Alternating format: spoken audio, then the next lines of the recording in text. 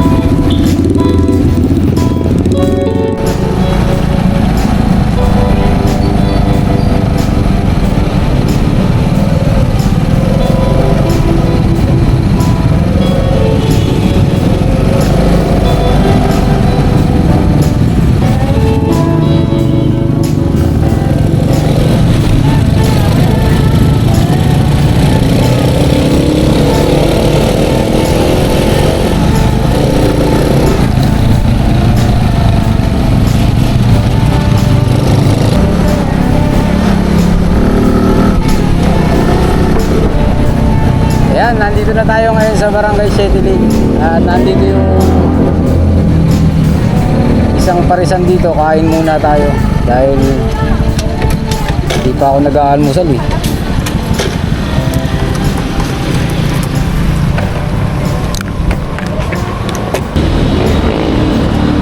Isang ang pares. Ito po iluto na ano? Para siya.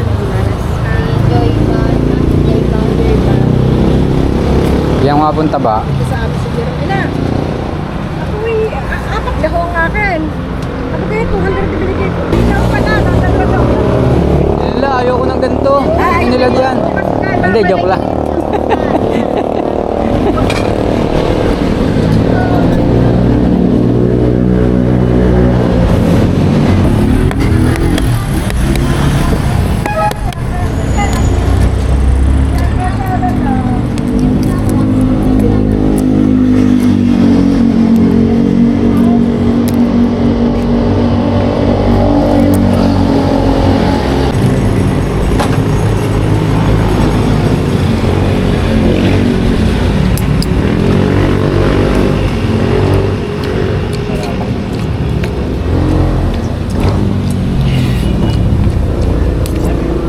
Naabot pa tayo ng ulan, guys. Woo! Huwa tayo ng kapote. Yeah! Kapote, kapote. Ah!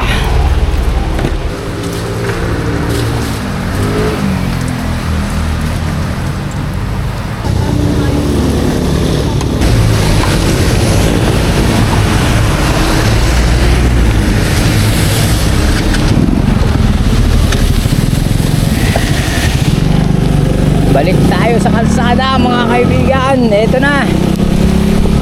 Inabot tayo ng ulan eh. Pero tuloy pa rin tayo dun sa ating pupuntahan kahit tayo ay inuulan. Ayan ang mga kasama nating mga kasrider oh. Tuloy din ang bakbak kahit maulan para sa pamilya. Oh, shoutout sa mga kasrider dyan. Woohoo! Malapit lang naman dito yon, hindi naman tayo aabuti ng kalahating oras ng paglalakbay. Siguro mga 10 to 15 minutes lang, nandun na tayo. Kaya lang pagka ganitong maulan, syempre kailangan magdaan-daan din tayo ng pagmamaneho. Lalo na ang pakay naman natin sa vlog na ito ay pakita ko lang sa inyo yung lugar. Tapos maligo tayo ng konti. Tapos kung may masarap na makakain doon, edi kain din tayo ng konti. Kasi hindi ako nag-enjoy dun sa kinainan ko kasi parang medyo malamig na yung sabaw eh. Hindi ko alam dahil siguro sa panahon malamig kaya malamig, hindi na rin masyadong mainit yung sabaw. Saka dati pag nakain ako ng mga ganyan, nakakahilit ako ng sabaw, ngayon hindi na. Ayan, malapit na tayo guys. At ito mga kaibigan, dito sa lugar namin, talagang lagi ditong umuulan. Siguro sa loob ng isang taon, siguro kalahating taon yung ulan. Napakadaming ulan dito sa amin. Buong taon ang daming ulan. Hindi ko alam hindi ko sure kung gaano kadami, pero parang ganun kung hindi ako nagkakamali. Kasama na dun yung mahihina, yung mga ambon, tsaka kasama na din yung mga malalakas na bagyo. Oo nga pala, bago tayo magpatuloy, gusto ko lamang i-flex sa inyo itong binili kong relo doon kay TikTok. Ito kasi nung nakaraan kung natatandaan nyo, yung nagbunga pulse tayo yung relong binili ko kay Shopee, pinag-swimming natin, tapos binasa ko. Tapos pag uwi ko, parang aquarium, meron siyang meron tubig sa loob. Ito, hindi ko pa 3 araw ko pa lang suot to. Testingin natin kung okay ba sa kanya. Ito, nandito na tayo sa may sabungan. Oops, bagas muna kaya tayo dito. Medyo kukunti na yung gasolina natin eh.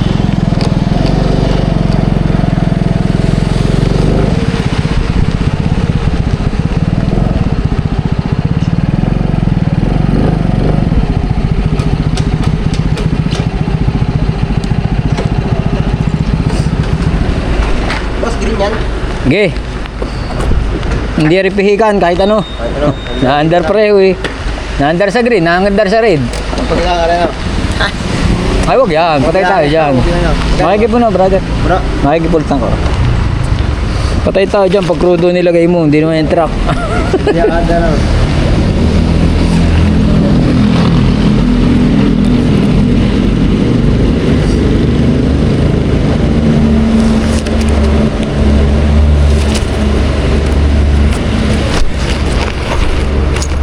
Maliit lang naman tangke niyan.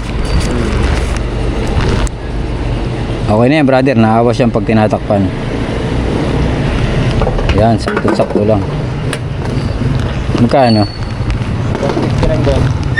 159.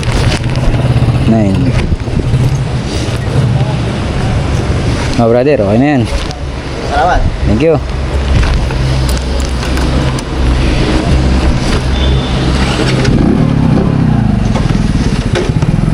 Let's go again.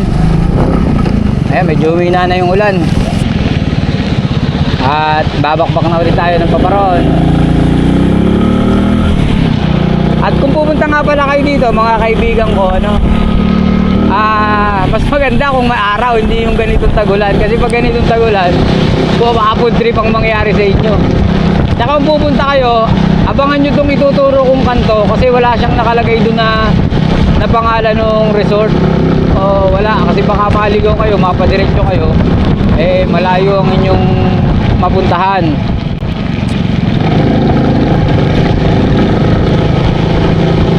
Kasi dito sa amin, marami ditong kinakananan, maraming kinakaliwaan. May padiretso. Kaya tandaan nyo mabuti, pakikita ko sa inyo yung kanto.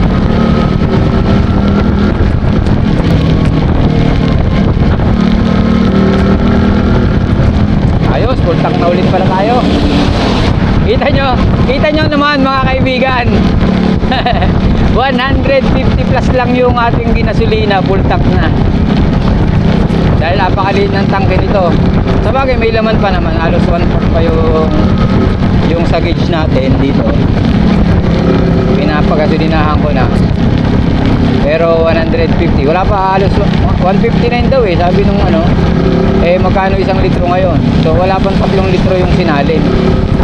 Kasi ang tansya ko dito sa tangke nitong motor ko ay 3 litro to pagka walang laman. Parang ganun siguro.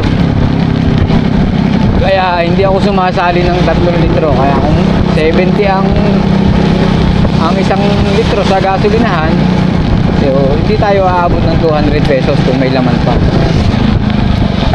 Palaging ganun lang. Malapit na agad tayo mga kaibigan. Talagang napakalapit lang nito. Medyo may papasukan lang tayo, pero kasya naman ang sasakyan kung kayo ay balak niyong pumunta doon. Kahit truck, kasya doon. Dati nahihirapan kami nung bata pa ako, pinupuntahan namin yan. Talagang hirap, naglalakad lang kami pumunta doon. Yan, ito mga kaibigan, makikita nyo itong arko na to, Barangay Santo Angel. Natakpan lang oh. Tapos kakaanan na kayo dito, kasi kung mapapansin nyo dito sa kanto, ang nakalagay dito ay si Diwata. Yan, Diwata, tapos si Carlas Farm Garden, Kawabat. Yan, dito siya. Kaya lang yung pupuntahan natin, palibasa sikat na siya dito sa aming lugar, wala na siyang nakalagay doon. Hindi na siya naglalagay ng signage doon. So kung hindi kayo taga rito, baka maligaw po kayo, makadiretso kayo doon sa kabila.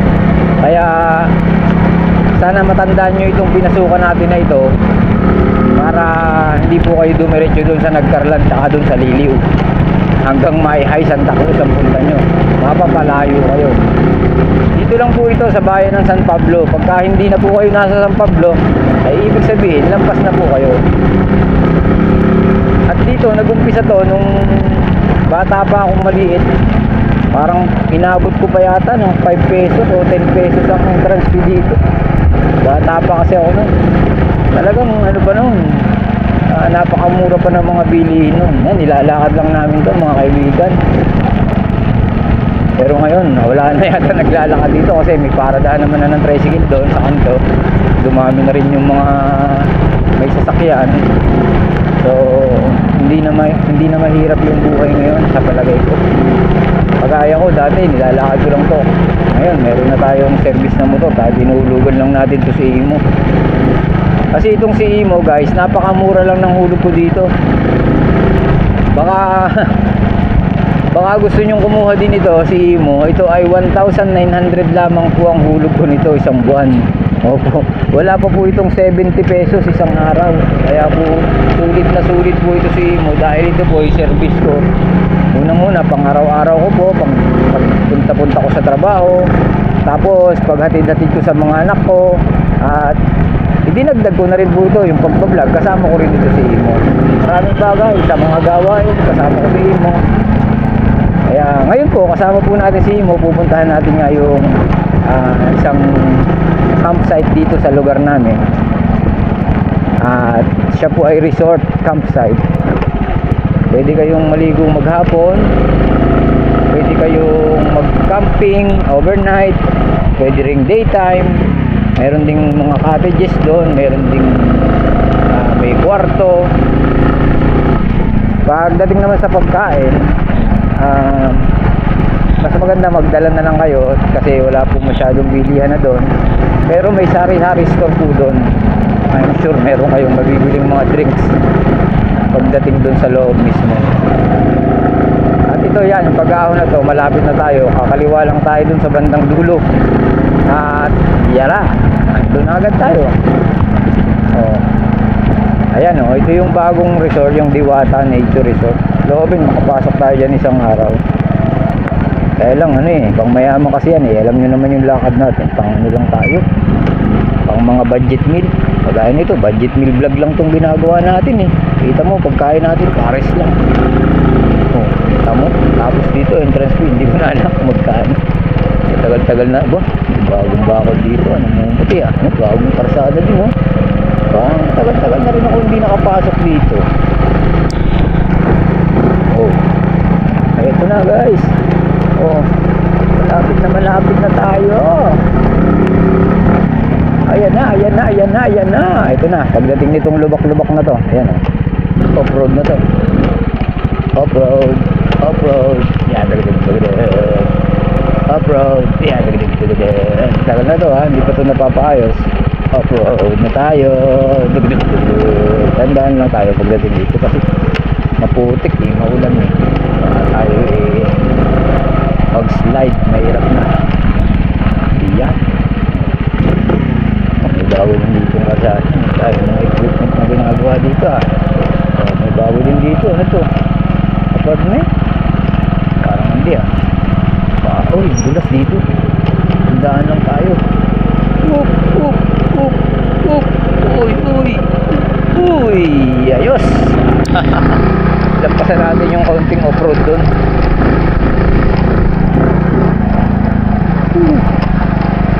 Ito, may resort din dito oh. Villasencio. Tapos ito yung pinakang favorite part ko kapag pupunta ako dito nung bata pa ako. Mga kaibigan, tingnan nyo. Yan, gustong gusto ko dito nagtatampisaw. Mas masarap dito kung halimbawa, dati kasi nung nagiinom pa ako, nakakapwesto pa kami dyan. Yan, nakikita nyo yung ilog oh. Nakita ko sa inyo. Ayan oh. Dati nakakapesto pa kami dyan kami nagiinom. Kaya lang binakura na nila eh. Nung nagiinom pa ako, matagal na panahon na yun. Tapos dito meron pa rin isang private resort, good for big family to. Ayan, sa kaliwa. Ayan, ayan mga nagre-rent. Private naman yan, arkilado nyo dapat. Ito naman pupuntahan natin, entrance fee dito.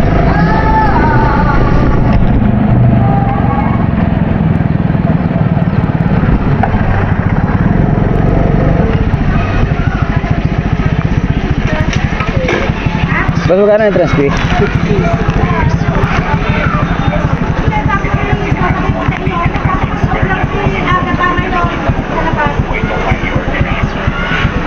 50.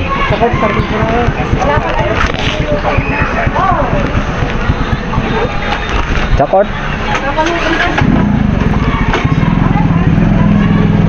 Ayan, 50 pesos lang yung entrance.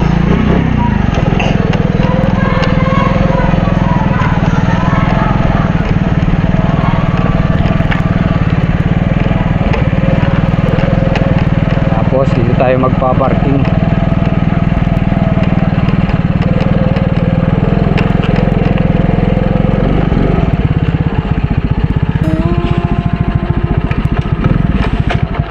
Ayos sa inyong campsite nila sa taas. Yeah. Yan. Andun sa taas yung campsite nila. Pupuntahan natin maya maya ng konti. Magtanggal muna tayo ng kapote. Yung may namumuti na rambutan. Brother, pwede makain isang piraso? Patikim lang ako. Ayan. Lagpas pa isang piraso. Thank you. Nakachamba tayo ng rambutan, no, mga kaibigan, no. Sarap. Doon na rin natin tapon para isang linis na nila.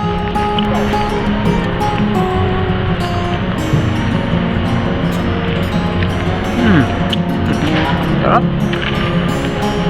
Sariwa na sariwa. Dito mga tol, unahin kong pakita sa inyo yung kanilang campsite. Dito na tayo dumaan. Ito sa matarik na to, makikita ko sa inyo yung campsite nila. Ayan.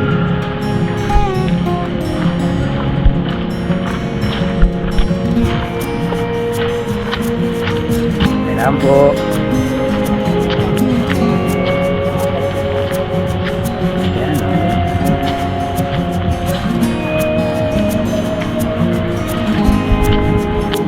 lang yung mga manok dito.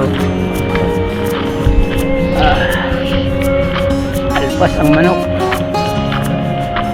Ayan, ang hirap palang umahon dito. Hindi nyo lang siguro napapansin, pero ito'y patarik. Ako'y hinihingal na.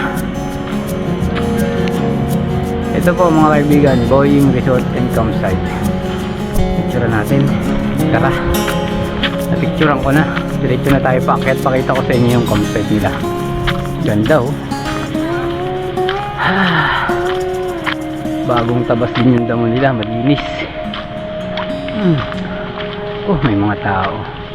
Ito na naman ako si mahiyain. Dito muna tayo.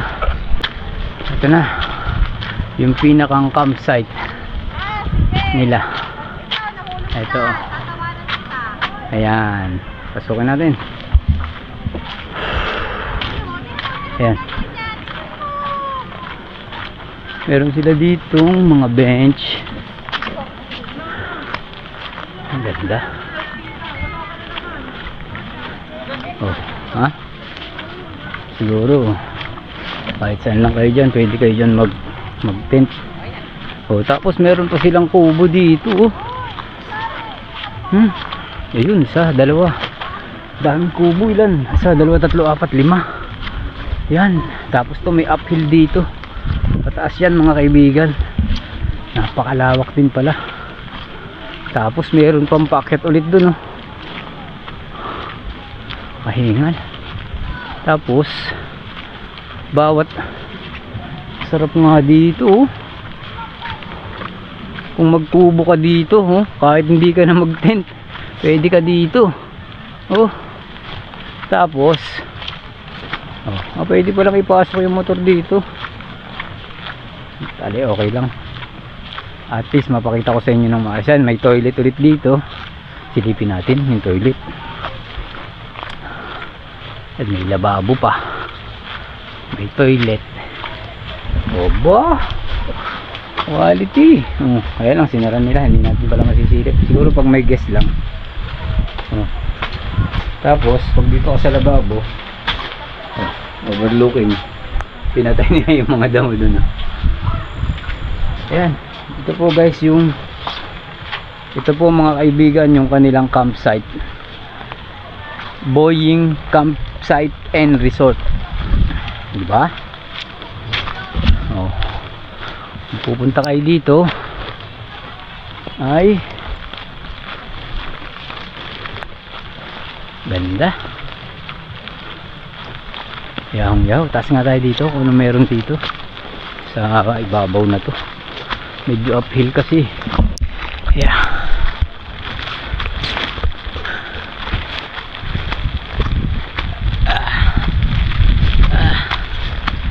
Ang lawak pa pala dito. Tapos may taniman sila dito. Ayun, may mga guest doon sa kabila. Ayun.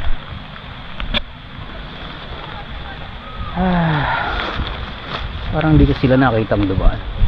Ay baka iba yan. Baka yung panjama ko mababasa. Tanggalin ko na kaya itong pants ko. Kaya ko na lang yung short. Ayan ayan, may mga gandang mga pwestuhan dito ng tent nyo. Ayan, kagayin to, patag to. Pagka may pasag dito, tapos may bench dito, ayos. Ganda mag campsite dito. Ganda mag camping. Dayo na kayo mga kaibigan.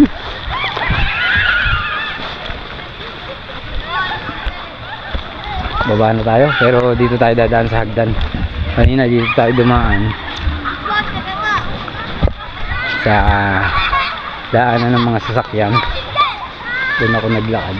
Ay, akyatin malam muna natin to. Mayroon pa dito eh. Oops, naulan na. Naulan na naman. Ayan, ginagawa pa, pinapaganda talaga nila. Hindi ko alam kung anong gagawin dito. Pero mukhang pagagandahin talaga nila itong campsite na to. Still ongoing. Ayun, may bagong tubo na naman doon. Ayan Kung magkakamping kayo, kung kayo'y magjowa or family or solo, pwede ka dito. Mga bata, oh, sarap na sarap sila maligo. Dito na, nahihiya akong dumaan doon sa kabila, may mga nakatambay. Hindi ko alam pagka ganun, ano. Alam nyo, mahihiyain din talaga ako ng kauntian. Kasi doon sana tayo dadaan sa kabila. Papakita ko sa inyo yung hagdan. Kasi itong dinadaanan natin ngayon, daw, pakikita ko sa inyo. Yan. Ito yung uphill kanina, nadaanan ng mga sasakyan. Yan. Ito. Tapos doon, daanan ng tao na pwede kang maglakad sa hagdan. Eh ito, dito tayo dumaan. Dito na rin tayo babalik kasi may nakatambay doon. Ayun yung mga tao doon nakatambay. Ayun si ate. Naiya ako dun eh. So ayan na, ito yung Boying Resort and Campsite. So kapag resort dapat may swimming pool, di ba? Puntahan natin yung swimming pool doon. Yan, itutur ko kayo dito sa aming lugar. Kaya lang, tanggalin ko muna itong pants ko pala. Gawa ng nagsuswimming ako. So ayan, nakababa na tayo mula dun sa campsite. Dahil pataas nga yung campsite nila. Ito, pakikita ko naman sa inyo yung resort ni Boying. Bali, kung hindi ako nagkakamali, 3 swimming pool to eh. Ito yung isa. This pool. Yan, ito yung isa. Tayo dumaan sa tamang daan. Kaawain yung mga bata. Kaya talaga ako. Walang pasok? Walang pasok?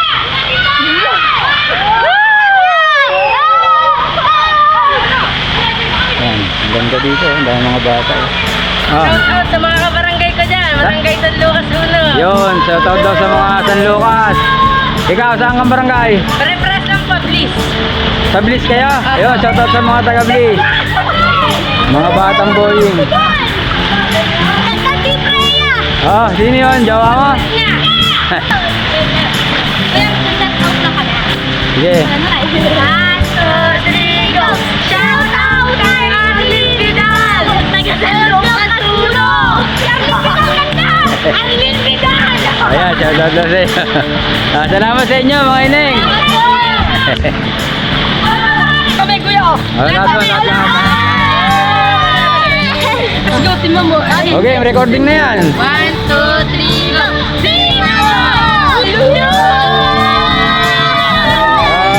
Ay, salamat sa inyo. Salamat. Salamat. Ay, panoorin nyo. Mag-comment kayo.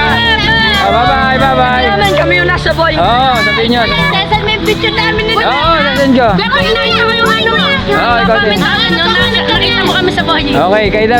Mag-comment kayo. Okay. Bye-bye.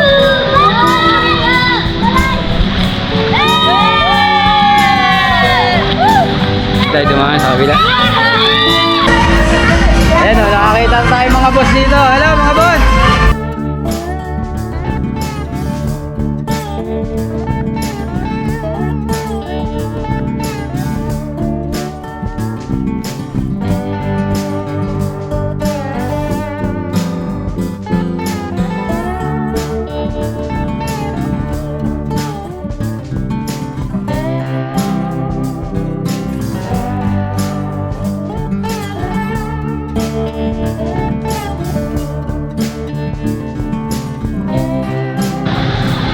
Ayan, ito naman yung kanilang isa pang swimming pool. Yan, ito yung Jambo. Ayan, ito yung ano nila. Okay.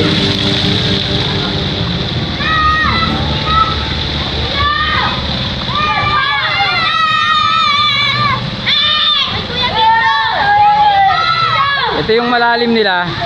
Malalim daw na, malalim. Sige, talon. Kuya! Kapidyaw niya! Sige, talon.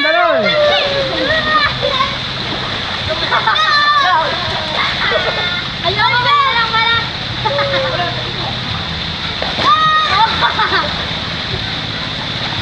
Sabay-sabay kayo ang gulong!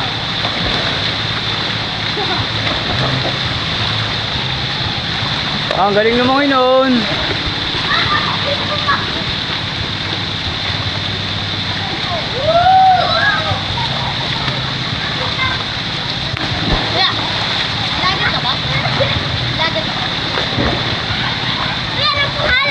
Ayun, hamog.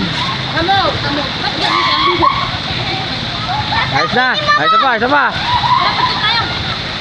Ay, dapat na ito. Oo.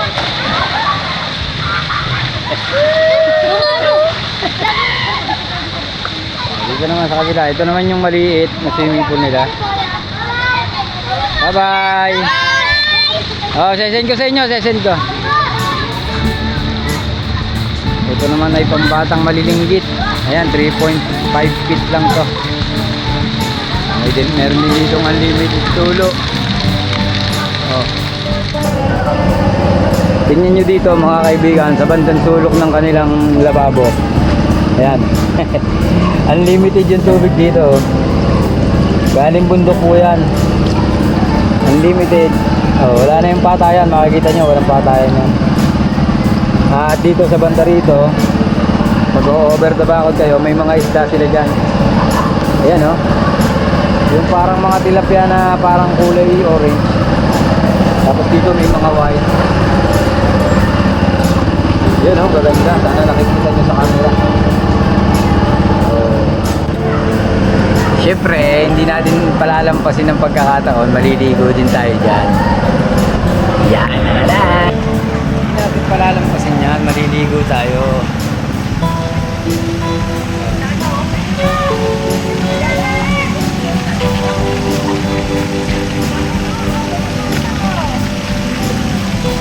Tayo.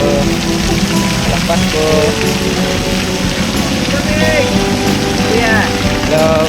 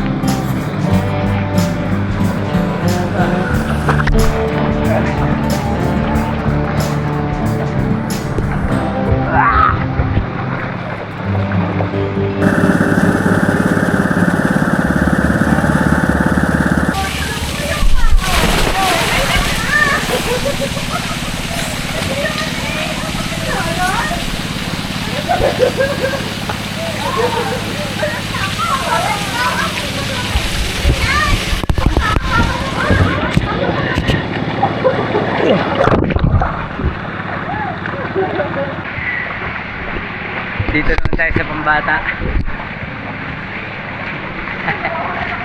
Pambata. Dito kasi, dito, ayan, itong swimming pool na to, makikita nyo yan, hindi siya running water kagaya doon sa malaking yun.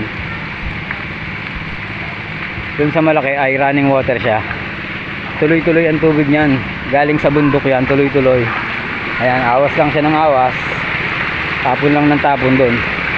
Kasi galing yan doon sa kabundukan. Yung ilog na yan. Kaya ito pong tubig na to ay napakasariwa. At ito po ay 5 feet lamang ang lalim. Ito nga pala yung mga yan sa campsite. Ayan. Pasitas. Max of 10 packs. 1.5. 10 pitching 150 lang. Entrance fee 50 pesos yung kagaya ng binayad natin kanina. Overnight 70. Ayan, ito yung mga kubo nilang pinakita ko sa inyo kanina. Okay, tapos meron din silang kwarto sa resort area yan. For 11 hours 1,000 lang. Ayan, ang 2 tao na. Tapos yan, itong itsura. Okay.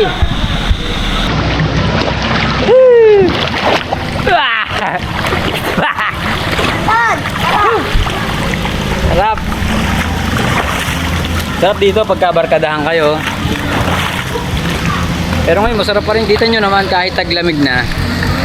ang dami pa rin ditong naliligo.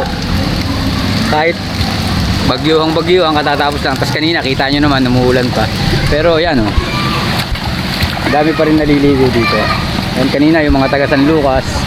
Tapos yun, mga batang yon. Tapos yung mga grupong yun oh. Ang dami nila. Ang dami pa rin ditong ano. Tapos yung mga nasa campsite. Pero ito na yung pinaka perfect na time para pumunta kayo dito dahil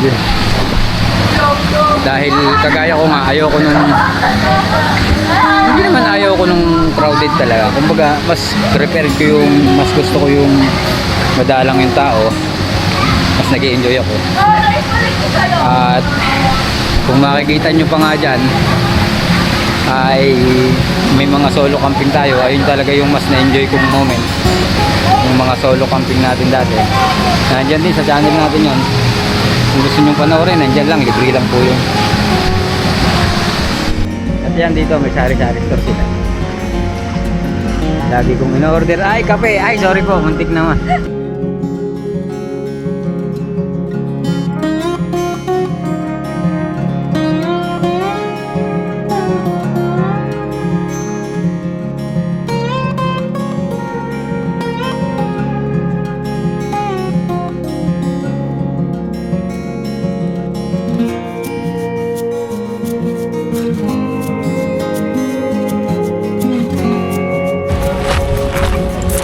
At ayun nga mga kaibigan, medyo mag-aalas 3 na at pumutok na yung araw.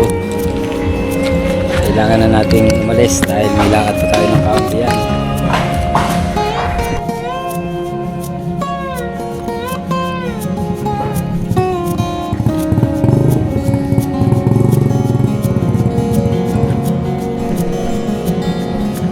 Tara na!